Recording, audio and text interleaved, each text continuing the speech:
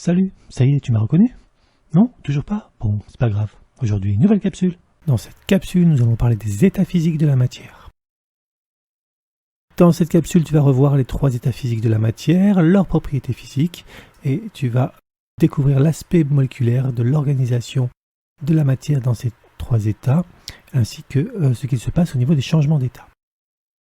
Pour rappel, la matière existe principalement sous 3 formes que l'on appelle les états physiques: l'état solide, l'état liquide et l'état gazeux. La matière dans chaque état a des propriétés différentes, c'est-à-dire qu'elle possède des caractéristiques particulières. Une matière à l'état solide a une forme et un volume propre, on peut la saisir, la sculpter. À l'état solide, la matière est difficilement compressible ou expansible. Une matière à l'état liquide s'écoule, c'est un fluide. Elle a un volume propre mais pas de forme propre. Elle épouse la forme du récipient qui le contient. Et la surface d'un liquide au repos est plane et horizontale. Un liquide est également difficilement compressible ou expansible. Une matière à l'état de gaz n'a ni forme ni volume propre. Les gaz occupent tout le volume disponible à leur disposition. Ils sont compressibles et expansibles. Intéressons-nous maintenant à l'aspect moléculaire de ces différents états. Mais tout d'abord, qu'est-ce qu'une molécule? Eh bien, la matière est un assemblage de grains infiniment petits comme des molécules. Un corps pur est constitué de molécules toutes identiques. L'eau, par exemple, sera constituée de molécules d'eau. Et tu as peut-être déjà vu des représentations de molécules comme celle-ci.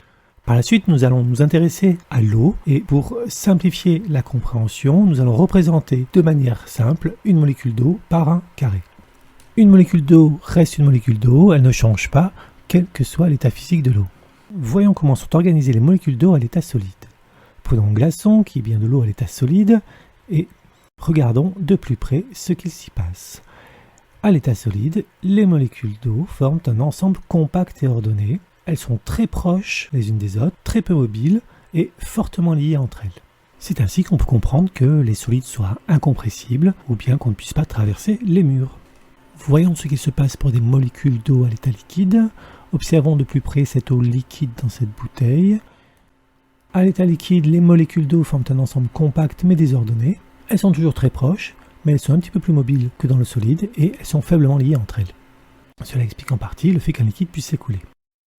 Enfin, comment sont organisées les molécules à l'état de gaz? Regardons de plus près cette vapeur d'eau bouillante. Ici, à l'état gazeux, les molécules d'eau forment un ensemble dispersé et désordonné. Les molécules sont éloignées les unes des autres, elles sont en mouvement libre les unes par rapport aux autres et ne sont pas liées entre elles. Voilà pourquoi on peut comprimer un gaz et pourquoi les odeurs se répandent un petit peu partout. On peut maintenant expliquer ce qui se passe au cours d'un changement d'état. Au cours d'un changement d'état, l'organisation des molécules change ainsi que leur niveau d'agitation, mais le nombre et le type de molécules restent les mêmes. Reprenons le modèle précédent. Au cours de la fusion, on passe de l'état solide à l'état liquide. L'apport d'énergie nécessaire va permettre l'augmentation de l'agitation des molécules. Elles vont former un ensemble qui va rester compact mais plus désordonné. On se trouve dans l'état liquide. A l'inverse, au cours de la solidification, l'agitation des molécules va diminuer et elles vont se retrouver dans un état compact et ordonné, c'est-à-dire dans l'état solide. Au cours de la vaporisation, on passe de l'état liquide à l'état de gaz. Là aussi, l'apport d'énergie va entraîner l'agitation des molécules, elles vont se séparer et former un ensemble dispersé et désordonné. A l'inverse, au cours de la liquéfaction, l'agitation des molécules va diminuer et elles vont se retrouver dans un état plus compact, c'est-à-dire dans un état liquide. En résumé, pour retenir l'essentiel, la matière existe dans 3 états physiques, solide, liquide et gaz. Elle est constituée de molécules, des grains infiniment petits. Pour une même matière, les molécules restent les mêmes quel que soit l'état physique dans lequel elles se trouvent. Ainsi, une molécule d'eau est la même qu'elle soit dans un état solide, liquide ou gaz.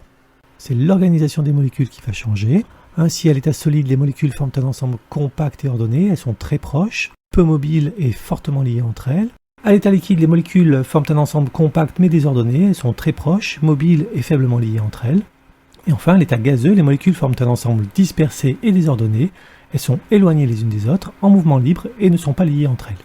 Et enfin, nous avons vu qu'au cours d'un changement d'état, l'organisation des molécules change ainsi que leur niveau d'agitation, mais que le nombre et le type de molécules restent les mêmes. Et bien voilà, je ne sais pas si tu m'as reconnu, mais c'est fini pour aujourd'hui. Alors je te dis à bientôt pour une prochaine capsule.